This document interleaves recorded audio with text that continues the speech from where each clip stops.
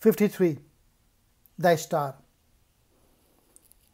This is a Makki Surah revealed in the early Makkan period. It has 62 verses in 3 sections. The surah talks about the eminence of Prophet, peace be upon him, with his maraj and closeness to Allah.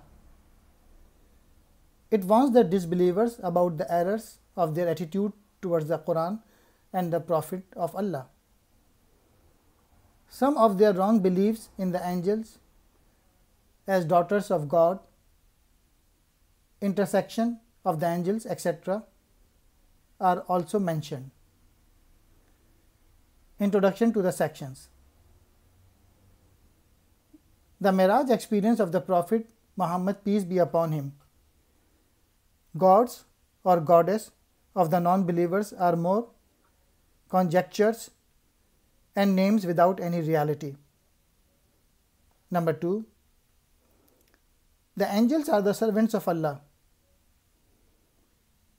No intercession can work against Allah. Allah is most forgiving, but He requires righteousness. Number 3.